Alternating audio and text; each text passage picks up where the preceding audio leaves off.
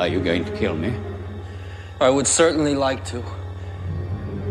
I know you would. I can feel your anger. It gives you focus, makes you stronger.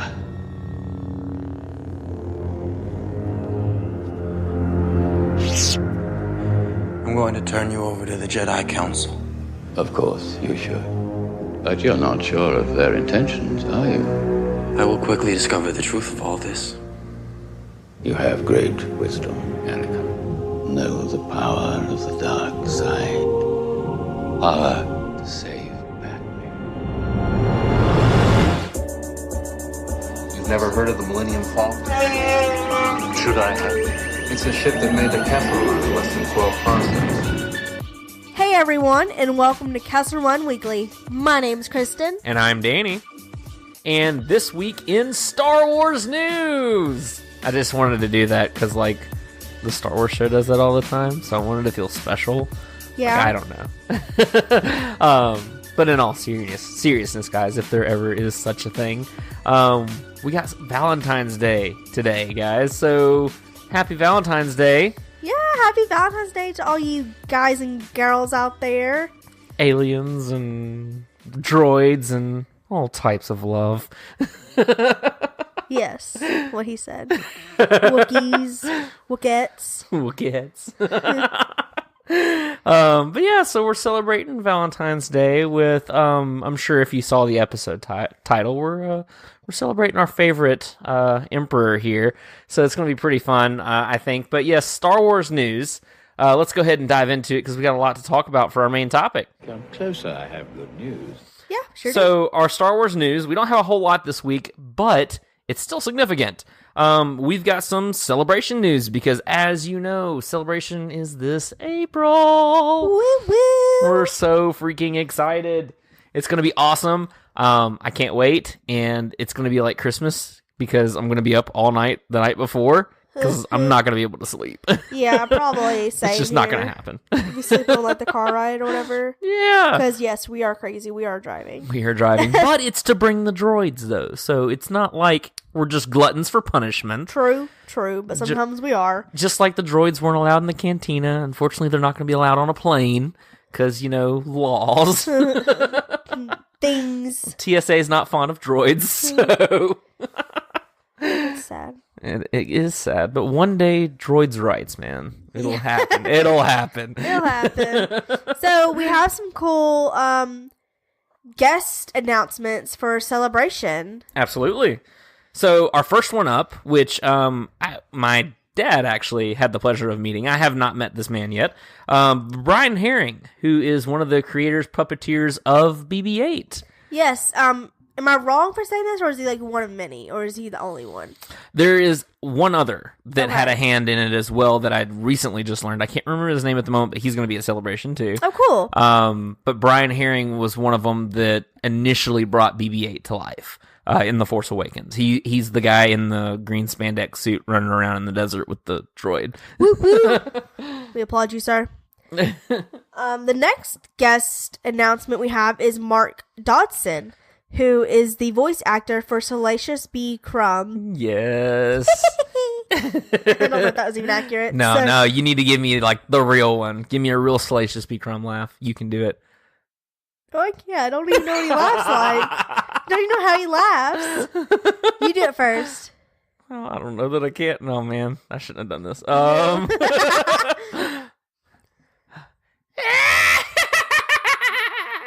like the Wicked Witch. It does. It didn't work. Sorry for your ears, people. Yeah, so Mark Dodson is the voice actor for Salacious B. Crumb from Return of the Jedi, which is exciting because I definitely want this guy to do the laugh, and I'm sure he's going to get requests of that multiple times. But I think it's kind of exciting to see these actors, voice actors that are kind of little known, that aren't really forefront. You know what I mean? I never knew that he was the one who played Salacious B. Crumb. Never thought to even look, to be honest with you. Honestly, didn't know that was an actor, but that's fine. Right? Just thought it was a random track. Probably, insert the laugh here. Let's still the laugh of a whale and the laugh of a witch. Of a whale. Just kidding. But I mean, they said like in Jurassic Park, that the dinosaur like roars and stuff were the combination of animals. So I think it was like a whale, a lion, and other stuff. So the laugh of a whale. That just let me think of it, but I know obviously that's not what it was. It's just hilarious. I Like know. I'm never gonna forget that now. Thanks. and finally, we have none other than the Emperor himself making landfall at Celebration Chicago. Ian McDermott. Unlimited power. I actually got to meet him this past year in Tennessee at a con, and like the sweetest guy. Like, he's so cool. What? Yeah. He's the nicest. And it was so funny too, because like, if you actually got to listen to that show, so I recorded the panel that I got to sit in on with Ian McDermott and everything, and he talks about how he's like the nicest guy, and he's just like, I'm just used to being nice and everything, and then he's like, well, George, what's the part? And he's like, Emperor of the Universe, and he's like, I like it. Yay, I'm nice. But he's the coolest guy. Yeah, because I actually got his autograph and all that kind of stuff and everything, and so like, I don't know, I'm really excited to see him again. I think it'll be cool, especially if I get to see him like wandering the con floor, and then you've never met him, so yeah. I haven't met any of the cool people you got to meet. Oh, just wait, April's gonna be your time. Yeah, I know. I know of at least one that we will meet, which I'm very excited about, because Peter Mayhew. I think I'm more excited to see like our friends. Oh, absolutely! I'm definitely excited to see him. We've got a lot of people that are we're gonna meet for the first time at Celebration. Yay! Very, very excited.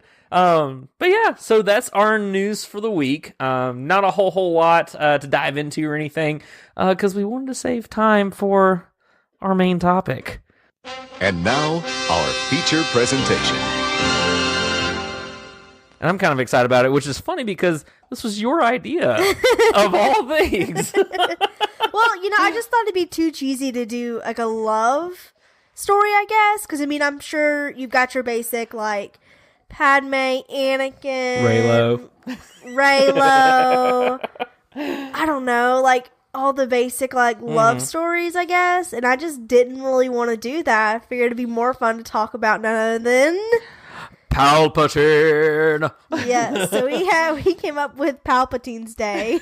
So happy Palpatine's Day, everyone. Or true love.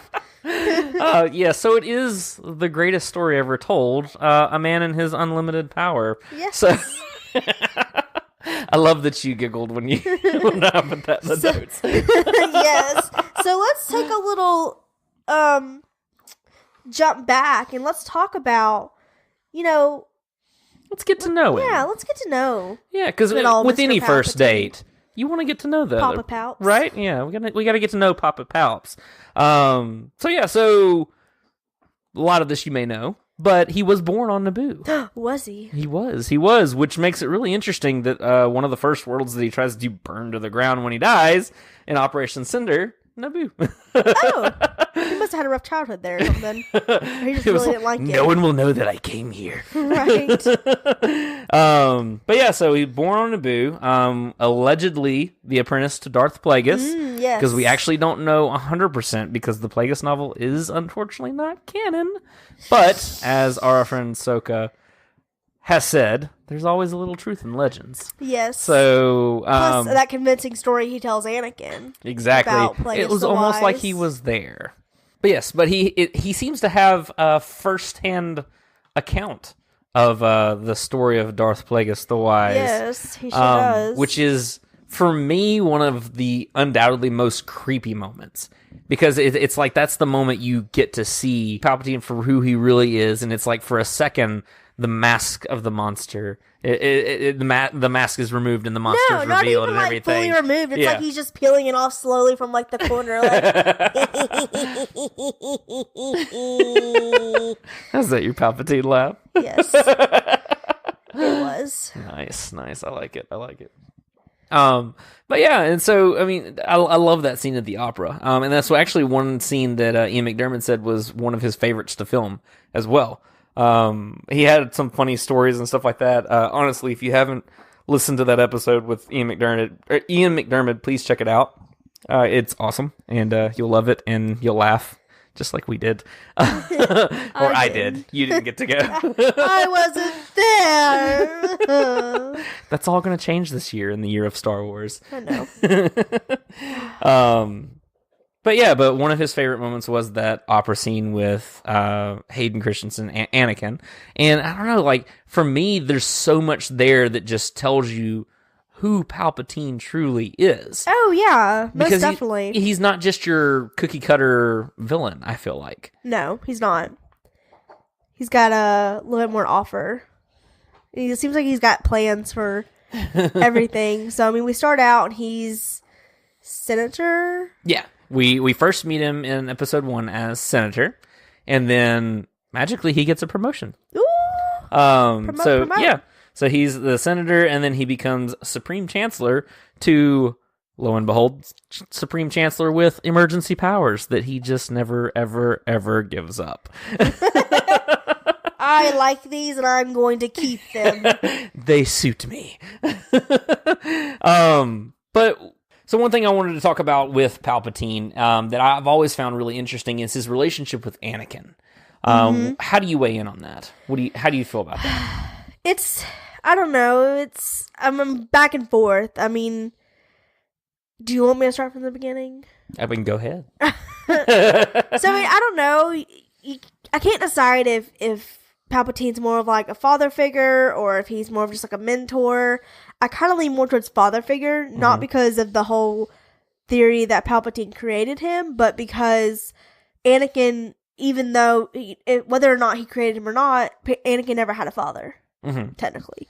Yeah, I'd like to think that Obi-Wan was closer, maybe. But I know that in that really dark scene, he says you were like a brother. Yeah, you were my brother. Yeah, so I don't feel like there was ever a father like figure to it. So with Palpatine, I feel like Anakin looked at him as like a father. I could definitely see that. Palpatine definitely took that and manipulated everything. Not that he told Anakin, but that everything that Anakin had doubts about or questions about. He played to everything. And like, I wish the Jedi trusted you like I do, or something like that. Right. And that's the thing is, like, Palpatine played to every single fear, insecurity, doubt, weakness, everything about Anakin. Yeah. And he knew how to play him. Right. Because Anakin did have this void where it was he was missing something. Right. And being not necessarily taken away from his mom, but choosing to leave his mom on Tatooine, it left a void, and it left that worry. And Palpatine knew that, and which makes it even creepier when he first meets Anakin and says, "We'll watch your career with great interest." Right. And it's just like, no. Leave that poor boy alone. Legit. Because I mean, even you've mentioned he goes from this sweet, sweet boy to, we see him in the end, this enforcer for the Empire who seems to have no regard for life whatsoever. Yeah. You're right. It cray. Yeah. But, I mean, I guess one of the biggest things, is not only the manipulation of Anakin, but I guess I'm always going to question this until it's answered, but did he create Anakin? Like, I'm so torn because I want to say yes, he did, because I feel like it just fits so perfect with what goes on in the story and how it all plays out. It just makes sense that he does. But then it's kind of like, is that too weird? Is that too out there? See, I don't feel like it is, because Palpatine's thing throughout Rebels, Clone Wars, everything, even in the live action movies, he's in a constant pursuit of power that should be unattainable, and it's just weird stuff. Not necessarily all dark side either. It's almost like he's trying to continuously consolidate power to where no one can learn the secrets he knows, so then he's always the ultimate power, which makes it even more interesting when he enacts Operation Cinder and everything once he actually passes away. I mean, throwing down a reactor shaft, very unceremoniously. he basically hits the self-destruct button on everything, to where it's like it's not a preservation of the Empire in any sense of the way. It's more so, if I can't have it, no one can. So essentially, Palpatine just wanted like everything, essentially. Which makes it kind of interesting with Anakin, because was Anakin just one of those powers? Because he was a nexus of the Force, he was the imbalance, potentially. Yeah. I mean, he was like the product of the power, essentially. Yeah. So, like, you have to test the power at some point. If I can create life, then... So it almost kind of makes you think that maybe Anakin wasn't as important. Maybe he was just the trophy that he could manipulate. He saw power and he sought it. Maybe, but I mean, to me, it seemed like an important endgame to the whole situation. It was one of the biggest upsets of the Jedis. Well, not really, because they've all turned, but this has been the most powerful one. The one that was the chosen one. So you took the chosen one, who was brought in as like a young child, who was actually older than most that brought in, and you turned him into this weapon. Yeah, legit, of mass destruction. Quite mass destruction. Yeah. Most definitely. And I guess maybe that relationship was a little different, I guess, only because he continually gave opportunities for Vader to prove himself. Yeah. And kind of sought to grow his power as well. Because like even in the Darth Vader comics, you see Vader doesn't tell him everything. Like, Anakin's not an idiot. Like, even when he finds that dark side nexus of the Force, Palpatine knows he should have found something. And he asks him, did you find what you were looking for? And then Vader says, yes. And that's the conversation. He's like, yeah, that's all you need to know, man. Yeah, because that's the thing, is like, so what if Palpatine knew about that nexus that he found? What if Vader didn't destroy it and kept it open? Then that would have been one more thing for Palpatine to go, you know what? I know I gave you Mustafar, but I want it back. That's my toy. Give it back. You gave it to me. You right? Take it back. But in all honesty, I don't think that it's impossible that Palpatine is his father. Like, I know we're still talking about that, but I don't... Not his father, but his creator. Yeah. I was like, I don't want to call him his father. His fabricator. I guess is the better way to say that. Just because of what Palpatine was into, the kind of power that he sought. He sought the unnatural. Yeah. And the stuff that was impossible. And maybe that's how he ends up meeting Plagueis and everything, you know? Maybe it's that he seeks out this person who he finds that can create and manipulate life. Yeah. Which I found interesting. I went back and I mean, as one does, the Darth Plagueis story and everything. I mean, it's memeable everywhere. But the whole story, and I noticed that he never, like, he chose his words very carefully in it. Oh, yeah. He never said that he could bring the dead back to life. That was Anakin taking it one step further of trying to save Padme. That's one of the first after things. that, because he was like, I can save you after the whole thing and everything. Yeah. Never gave up on her, as we see in the comics and stuff. But he said that he could create life. He could manipulate the midichlorians to create life. Yeah. And then he added that, or even save the ones he loves from dying. But the thing is that I think that the create life part ended up being, it was the partial truth. Right. I think that that's what that was, because the save the loved ones from dying, I think that was him just hooking Anakin. It's like, let me tell you this story, and sort of, oh yeah, by the way, this thing that completely applies to your situation that you don't know that I know that you know that I know. Yeah, that's that. Right. Well, I mean, most definitely. At that point, Anakin was so desperate to hold on to somebody he loved. Because he had already lost so much. Absolutely. It was right after he lost his mom, too. Right. So why would you not? And then on top of that, the Jedi Council sent him to that place right where he was at, where he was hearing the story, to spy on the Chancellor. Right. Because that whole conversation starts with him asking him, so they told you to spy on me, right? And Anakin's like, how did you know? And he's just like, well, they probably told you this and this and this too, didn't they? And Anakin's like, yeah, all of that happened, actually. How did you know? Where's the bug? And then that's the thing. And I think with that, I wonder if that was part of what threw him off the scent of Palpatine. What kind of made... Because, I mean, in all honesty, as much as we love to hate Palpatine, the man's a genius. Yeah. He just overreached in the end. Yeah, true. Because he pushed so far to, oh yeah, well, you know what? I'm going to go ahead and I'm going to take Luke as my apprentice. And I'm going to pull him to the dark side and all this other kind of stuff, and underestimated that he could change, that he could be different than his father, and that even though he saw darkness in Luke overcame that darkness. Right. And he didn't see... Also, I don't think he saw Vader turning on him the way he did.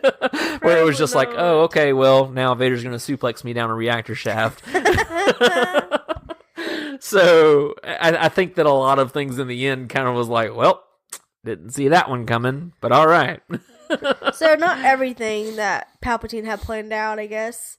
He had at least one failed plan. I was like, he didn't see everything. Yeah. No, he had multiple failed plans. He did. Yeah. I feel like most of the things that we saw that involved, like, Palpatine and, like, Dooku and Grievous, stuff like that, I feel like those are all failed plans. We just don't know what the end game was on those. So let's talk about Palpatine and his infinite planning. There's so many P's there. I feel like I was about to get tongue-tied. Do it again. Palpatine's promised planning. No, but... that were so promising. Right. So we talk about the genius of Palpatine, and we talk about how the manipulation, and that he always seems to have plans for his plans, for those plans and everything. He's always also prepared. Also a backup plan for that plan, right? Just in case. So, actually, something you said just a second ago kind of got me thinking about it. Is it that he thought of everything, or is it that he's, I mean, I guess, prepared, to not put it delicately, more of like a cockroach, like he can just adapt. You know what I mean? I mean, I guess he can adapt in some ways, but at the same time, none of his plans were him solely. You know what I mean? Like, he always had... They relied on someone else. People doing things for him. Well, and then there may lie the genius of him, is that he was able to get so many people to buy into this vision and this ultimate plan of ruling the galaxy. Well, I don't feel like half people were even in on it all the way. I think they had parts of the plan and ideas, but I don't think that he ever just fully told somebody what his plan was. Because if he did, why wouldn't they have tried to do the same thing? I honestly think the only one he ever told was Fives. Yeah. Because that man lost his mind. Oh, yeah. No, I agree. He was like, it goes all the way to the top. Yeah. No, I agree. I think so, too. I think at that point, he already had everything. No, I think Fives. I know. I think that was, obviously that was very close to the end game of it all. That was right before Order 66. So I think at this point, all other plans had been exhausted. He knew what was coming. And he was like, you know what? I'm just going to tell him. Yeah. I'm just going to say it out loud. Guys, look at this. This is going to be funny. Just watch what happens. Let's just see what happens. Let's let this play out. That's right. It's such a good episode, but it's so sad at the same time. But it's such a good episode. But, so, I guess, bringing that up then, so Order 66 was almost revealed. Right. Too early, too. Yeah. He almost got outed, but somehow he still came out on top. Well, even before that, it was revealed, because that was a few episodes before the whole, who was it that killed one of the Jedi?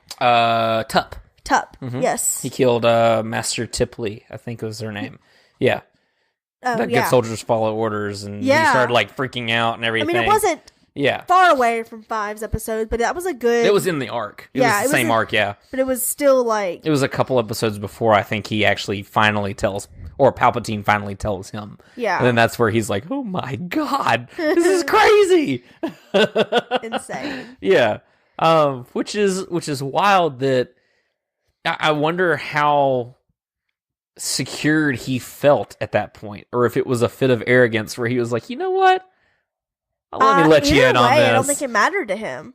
Yeah. Even if somebody would have started to believe it, there it was. There's the plan. It's already revealed. Like, here you go. Yeah. Snap of a finger, Order 66. Oh, everybody's okay. Execute Order 66. Right. It's like, guess it's time. You're trying to riot, Order 66. Like, I don't think it mattered at that point. Either way, I think it was a little bit of like cockiness, as in like, oh, I can go ahead and just reveal this. It's whatever. But I think nobody would believe you. Yeah. At the same time, yeah, nobody would believe him. Even if they did, it was already in place. Like, it didn't matter. Because, I mean, by then, I feel like he had almost completely discredited Fives, where Fives had already done stuff that he shouldn't have done, and gone and stolen the chip and all of the things that they're like, man, this guy's unhinged. Right. He's out of control. Like like even the Jedi were kind of like, yeah, Fives, maybe you should come in with us. It's okay, buddy. Just calm down. We believe you. Like that condescending. Oh, we believe you, buddy. Just come on, turn yourself in. Right. And he's just like, no. I don't know who to trust. Not happening. You might be working for him. Right. Wait, you do. We ain't friends, and no. But I mean, I think Fives is a prime example where, I mean, he had plans for his plans, but I feel like that was a lot of adaptability more than anything. Yeah. Is that he was able to literally lie his way out of a paper bag at this point, where he was just like, oh yeah, oh man, those chips, yeah, it's probably cancer, maybe a tumor. Oh, I don't know. I mean, it's nothing. Maybe it makes all of the clones crazy. We should question all the clones because it's all the clones. Right. He's kind of like, oh yeah, it's probably all of you. You're all defective. And it's just like, how? I don't know. I don't get it. Yeah. It makes me wonder, too. I mean, you know, when you go back and kind of watch, more so Clone Wars than anything, you kind of see all the little plans that happen and all the people he gets involved, like Dooku, Grievous, Cad Bane, when they kidnap him and all that good stuff. It just makes me wonder, like, how many plans Palpatine put in place in order to take over, I guess, more so. I don't know, like... Well, I mean, Dooku ended up being instrumental in a war that really didn't need to happen. It was more of a distraction than anything. Exactly. Because, and see, this is not necessarily a complaint of mine, but I always hate when people are like, Star Wars isn't politics, has nothing to do with politics. It has everything to do with politics. And I'm not one for real world politics, but the whole mechanic of how things happen in Star Wars, especially with the Clone Wars cartoons, like, I actually enjoy some of those episodes where it's talking about the politics, the behind the scenes. Like, one of them was talking about the banking clan at one point. Yeah. And how, because of they were trying to authorize additional purchases of clone troopers. Palpatine was trying to bankrupt the Senate. Yeah. He was trying to bankrupt the Galactic Republic to where he could bail them out. Right. He was literally making it and crippling different things to where it was like, oh, you need me. I can fix this. And I already have the reserves to fix this. Right. And then I'll be the hero because I created this, but I'm fixing it. And no one would know it was me and everything. Right. And that was the thing, is like, it feels like he had multiple, like you said, multiple plans going on simultaneously. And it was almost like it was just well-placed bombs almost. Like, at any point he could say, you know what? I don't want that one anymore. Cancel it. Right. And everything. Which, I mean, is essentially what happened with the droid army. When he was done with it, he was like, all right, you know what? Turn them off. Kaboom. Yeah, deactivate. I'm done. No big deal. And even with Dooku, right in front of Anakin, told Anakin the famous line, do it. Literally told him in front of his apprentice, when Dooku even looked at him like, the fudge? Like, what? Are you kidding me? Like the look that Dooku gives him when he's like, do it now. And he's just like, wait, I thought we were friends. Hold on. Well, you know, we just, watched the episode 2 of Clone Wars where, Dooku just turned on. Oh, Ventress, yeah. Yes. Yeah. Because he was told, I didn't even realize that when we watched it the second time around, that Dooku's the one that called, Palpatine's the one that called Dooku and was like, hey, since that your apprentice is getting a little powerful, get rid of her. He's like, but my lord, like, I trust her more than anything. I don't care. Prove your worth to me. Prove your loyalty. Wouldn't that suck? If, like, I was like, Kristen, prove your loyalty to me. Right. This could get really dark. No. I know, like, where are you going with this? What are you going to ask me to do? But I mean, like, I don't know, like, to me, when he does that stuff, because he does it multiple times throughout everything, to prove your loyalty, he does it to Maul, he does it to Dooku, and he always pulls that. It's almost like when he starts to get a little insecure. He's like, I just want to check on you guys. What are we doing? Cool, prove your loyalty to me. Thanks. Bye. I mean, I feel like it's kind of a test, too. I mean, those people that he asked to do that did have strong apprentices and could have easily rose to the top, I feel like, if they wanted to. Oh, absolutely. You know, well, if left unchecked, absolutely. Yeah, so he was like... He's got tabs on everything, though. Yeah. Which makes me wonder if he's the one that put Maul on Malachor in Rebels. That's what I'd like to know. Either him, or I would love it if Kira was the one that sold him out. She's like, hey, Inquisitors, by the way, head of the organization, he's right here. Right. That shadow you've been looking for, we hang out sometimes. That shadow. But it's just the way that he plans everything, and then how he has all of these things going at once. Because like even you mentioned something in the Citadel episode that we had with Shine and Nick, how if the Separatists had by chance gotten the Nexus route, like, what would have happened? Right. Would he have just let that happen? Like, right, because that was supposed to be attack on Naboo. Yeah. So would that have been the end game? Would that have sealed the deal? Like, yeah. Because I mean, obviously, the end game was not him not being on top. Oh well, yeah. So would he have flipped to, oh, you know what? I'm no longer Supreme Chancellor. I am Sith Lord. That's the hat I'm going to wear now. Right. I have many hats. Right. Oh, yeah, Palpatine's dead, except, no, I'm a Sith Lord now. I'm taking on a new identity. Right. But it's just, I don't know. It's just really interesting to me. And another thing, too, is like we kind of see him in his, continuing with his manipulation. I think it's in the, what is it? The giant monster that you like, Godzilla-like creature. Oh. You know what I'm talking about? I can't even think of its name right now. I can picture it. Yeah. I mean, you can't not picture it. We'll come back to it. But anyways. Yeah, come back to it. You're going to consult Master Google. Master Google knows everything. He has plans for all of his plans. Master Google. But in that episode, though, you see at one point where he's talking to the scientist that's going through running the tests on it and everything, and he's like, if you can't do this, I'll find someone else who will.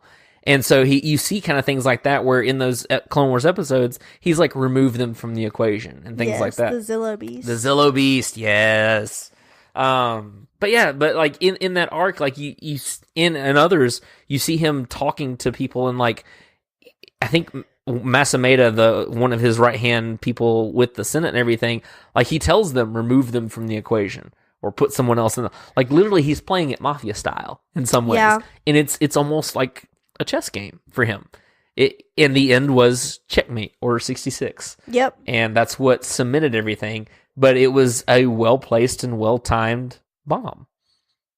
You just had a revelation of something. You said chess game. Let's hear it.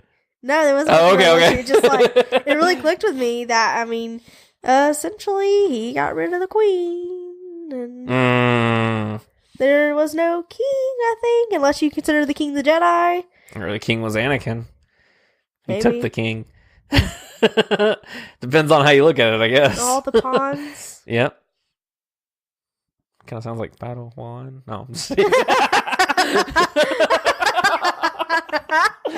Aww. You're so wrong with that. That was good. Thank you. That was wrong. That's how we celebrate this Valentine's Day. Right. But I don't know. Like, I just see that's what kind of makes me wonder if Palpatine, is our great love, because we're just in awe of his just horror. I mean, really, honest. truly, yeah. I mean, he's always going to be the one that I question until I get some, like, I'd prefer a movie, honestly, because I'm just not one for books. I would love seeing that. But I want, like, the story of Palpatine. Like, we obviously don't have to hit what we saw in the movies in depth. Like, maybe a quick, like, pass-throughs or something like that. Maybe, like, a little back scene of, like, this is what he was doing during this time. So it makes sense as to why it felt like this and did this, blah, blah, blah. But I want, like, that backstory of, you know, was Plagueis the Wise his master? Like, I want something to know. definitive, yeah. Yeah, like, I want something. I want to know. So here's my thing, though. Does not knowing, though, make him scarier? Because for me, it almost does. So I'm kind of... know. I know, like, we have this, like, insatiable hunger to know, but at the same time, it's like, if I know, will I be satisfied? Like, is this... You know what I mean? I don't So know, you run the risk of over-explaining the monster. Stop. You're taking away the magic. I want to know, though. I definitely do. It actually made me think of something, too, where I can't remember when it's coming out, but I know it's this year. There's actually a book that's coming out called Star Wars Myths and Legends. Brand new book and everything. Yes. Yeah? On the front of it, it's got like a crate dragon, and it looks really cool. I'll have to show it to you. But the Legends part is what kind of piqued my interest, because even Palpatine tells Anakin that it's a Sith legend. Okay. So, and again, as Ahsoka says, there's always a little bit of truth in legends. So I'm wondering what we're going to learn in this book. I really want to read this book really bad. It's got illustrations and everything, so pictures are good. Yay, picture book. Yay! But I'm interested to know what we're going to learn about the Jedi and the Sith, because a lot of the stuff that we see coming out in canon material and everything, it's hinting towards the past. A lot of it is. Yeah. And it keeps going towards that Old Republic era, which I cannot wait for. Yeah. I want to see. I actually saw something the other day where somebody was like, how did Anakin not know that this was that Palpatine was a Sith Lord? When he walked in his office, there's a mural of the Great Hyperspace War, 2,000 years old. But it had something to, like, the last person who owned it was a Sith Lord. So it previously belonged to another Sith Lord, and it's in Palpatine's office at the Galactic Senate. So talk about your Easter eggs. Right? I didn't know that. I actually just recently learned that too. So that's why I was kind of like, interesting. But it's little nuggets like that in Star Wars that I feel like really brings life to all of it, and kind of hints at the direction that Lucasfilm may be taking us. Yeah. Because I would really be interested in learning the past. I would too. Very much so. There's a lot of years to learn there. There are, and I'm excited. Oh, definitely.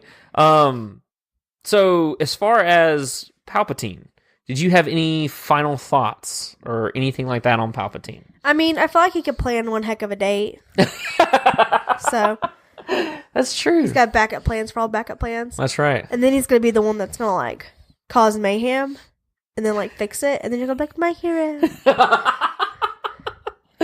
He'd really sweep you off your feet, huh? Yeah. What a romantic guy. Oh my god. Oh my goodness. I think you're onto something. Me too. He is my one true love.